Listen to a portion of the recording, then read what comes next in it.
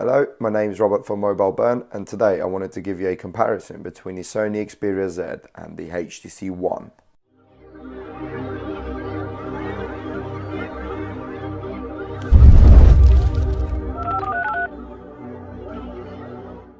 So before I start talking about both devices, I just want to say I'll try and make these more entertaining now. I know I've been reading it sounded like I've been reading off a spec sheet and just sort of telling you, sort of the boring bits about the apps in the UI and stuff and of both devices. But I'll try and make it a little bit more entertaining this time with the HTC One, and I'll hopefully, see what your comments are, and hopefully you like the style of this comparison.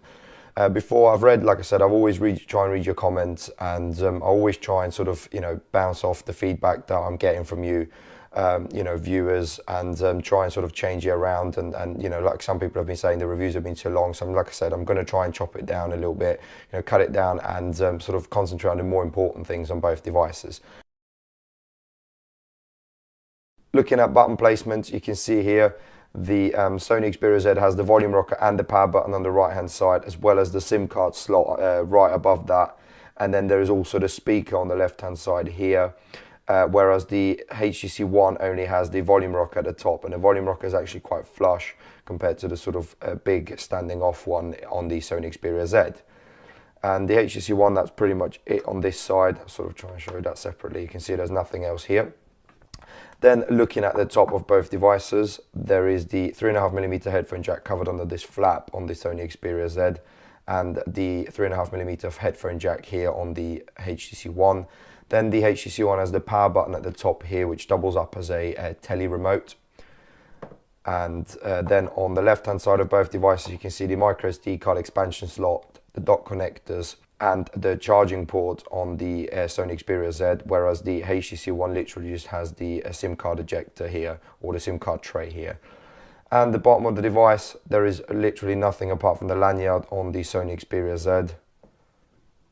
Let's see if the camera picks that up. There's just a lanyard connector here, and then you have the charging port for the HTC One down the bottom here, and this is slightly off center. And as I said in my review, I'm really liking this because it's just so much more comfortable to hold the phone. Then the front, there's a 2.1 megapixel camera on the front. It's just got the speaker grills here, and then the hardware buttons here, where it's just a home and a back button. And then the back has just got the 4 megapixel ultra pixel camera and the LED flash, and then just the Beats and the HTC logo.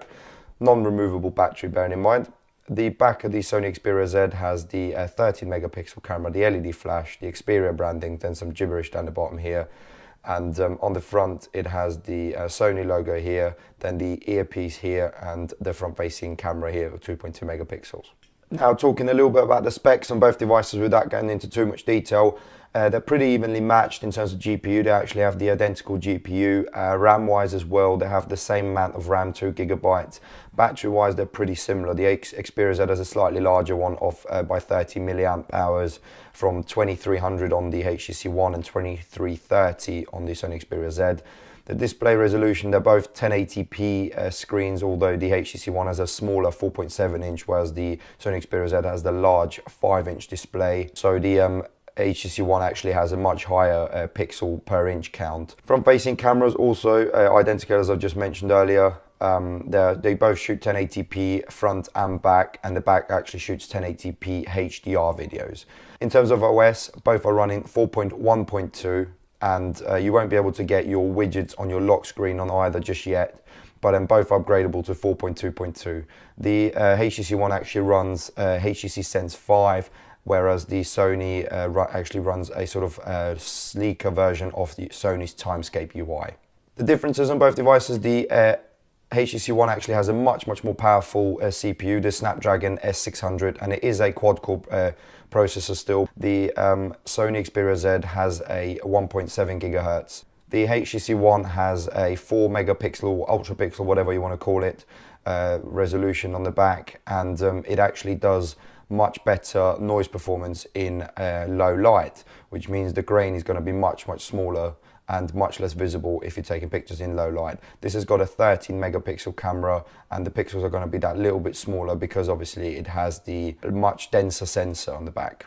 Another thing to note as well in terms of the differences, this actually supports the 802.11ac, the new Wi-Fi standard as well. Both still have NFC, so both you can still, bump the phones to share content. You'll be able to pay using Google Wallet, using NFC as well. So, there's not much difference there. Both have the Bluetooth 4.0 A2DP profile as well. In terms of software, the HTC One has the HTC Sense software running, and it comes now with this Blink feed here. You can see where you get your Twitter feed, your Facebook feeds all here. Then you also get your normal home screen where you can place, widgets, apps, and all the rest of it. Other than that, it's just a standard UI that you get or on Android, and also HTC Sense have their own widgets included, but most of the other stuff is exactly the same, and you still get to pinch to zoom in, and then you can add stuff to the home screen, so nothing special there. The button layout here, you can see there is only a home and a back button, and the way these buttons are being used, if you double tap, it actually goes into your multitasking, and if you long press, it actually goes into search Google Now. The Sony actually runs the Timescape, but it's sort of a lightly skinned version of the Timescape before compared to the previous versions. The previous version were much more sort of heavily themed. These ones aren't too bad.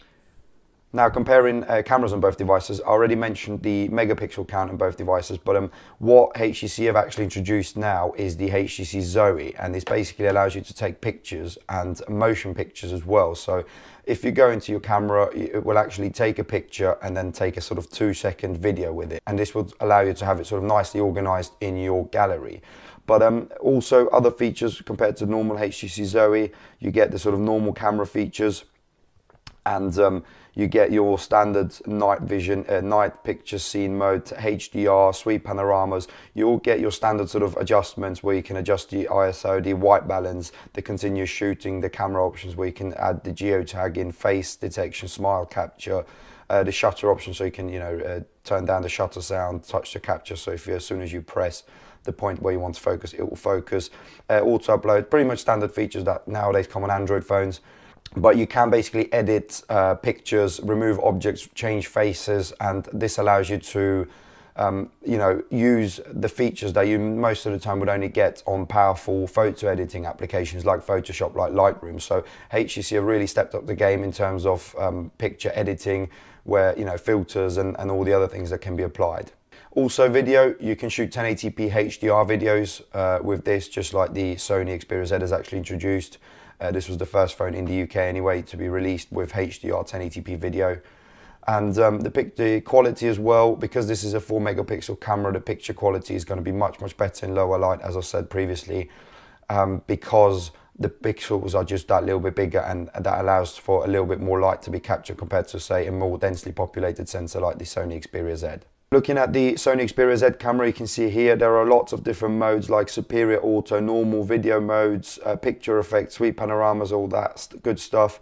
But also you get a lot more customization options. So you can have here, the shutter sound can be turned off. You can change the resolution, the white balance. You can also have the exposure compensation go up. Focus modes can be changed from tracking, burst modes, ISO, image stabilization, metering. So Sony have really focused their attention on the sort of details that photographers or people who use DSLRs and cameras with manual controls can actually now use this phone as well, in terms of adjusting the settings to how they want it. There are self-timers and things like that. Again, this is too long to go into in this video, but the attention to detail in terms of the adjustability and the manual controls are really good on Sony's part here. Camera quality wise as well, the Sony Xperia Z and the HTC One are pretty much on par in broad daylight, but as soon as it goes into nighttime, the Sony Xperia Z can't live with the HTC One in terms of performance in low light.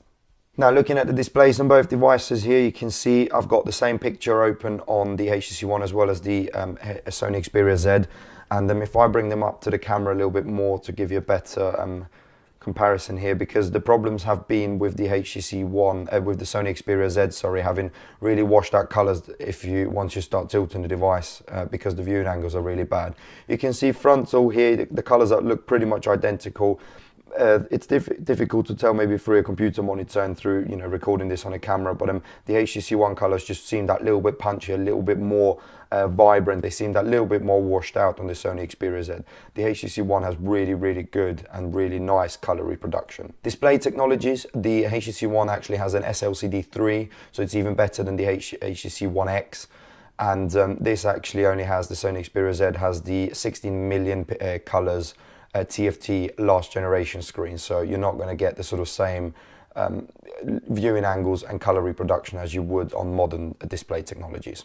Also, speaker comparison, the HTC One actually has a really poor and flat speaker. You can see the speaker grills here, and that literally is all you get. This is a tiny speaker with very, very poor quality, and the reason probably this has been done is for water protection or protection against water.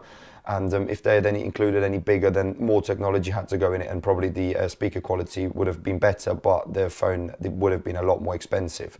The HTC One doesn't have the sort of waterproofness, and the speakers therefore are much bigger and much better. And so far, from what I've read and heard as well, testing the two devices, these are the best speakers you can get pretty much on any handset right now.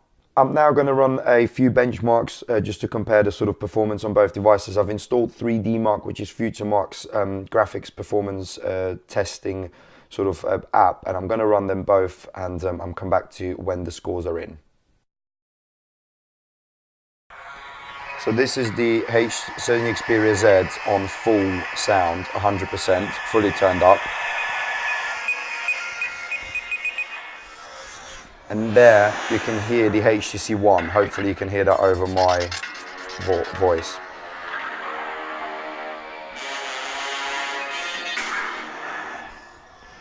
So the Sony Xperia Z is clearly worse than the HTC One in terms of speaker quality, but I just thought I'd show you that now while I've got this running, and sort of don't infringe any copyrights either. So the results are in. Here's the HTC One, 9,884. And the HTC One is 7,994. So the HTC One wins this comparison. Next, I'm going to run Quadrant and show you the scores on both. So the results are in. You can see the HTC One score here of 12,392. You can see that here comparing it to the HTC One X score, which is a lot less. And here is the score of the Sony Xperia Z, which is 7,926. So you can see the Snapdragon S600 much more powerful here. And then the last benchmarking test I'm going to run is Geekbench.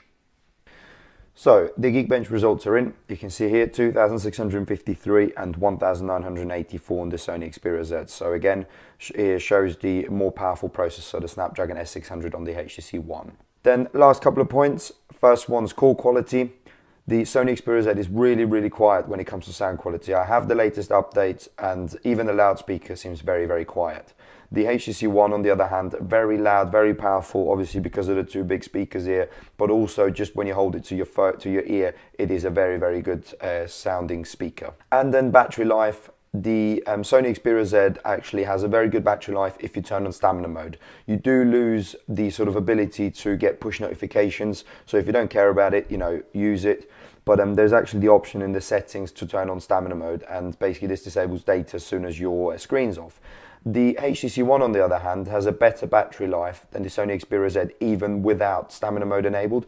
There is something called the power save mode, which is at the top here, and you can enable this and it does the same thing, turning the data off. The one thing I have found, as I said in my review, it actually turns off the data, and when you turn the screen back on, it takes a little bit to get the data back on, or doesn't even turn it on. So do bear that in mind, but the battery life on this has been absolutely amazing. I've started my day at like 7 or 8 in the morning, and connected it again to a charger at 11 p.m. and it was still charging, and it was still sort of 25 to 30% left. But that really concludes this comparison. I hope you enjoyed this sort of different style. I know I've sort of still, talked to you about these things, but I didn't want to go into too much, details talking about apps and, comparing lock screens and stuff like that. Most of the phones nowadays, if you, familiar with Android, you'll know what they look like, you know what you can do. But I sort of wanted to talk a little bit about other things. So thank you very much for watching. If you've enjoyed this video, please give us a thumbs up. Feel free to subscribe to the channel for more videos like this. If you have any comments, queries, please leave them down below. I always try and read them, always try and, take them into my next video. And thank you very much for watching, and I hope to see you in my next video.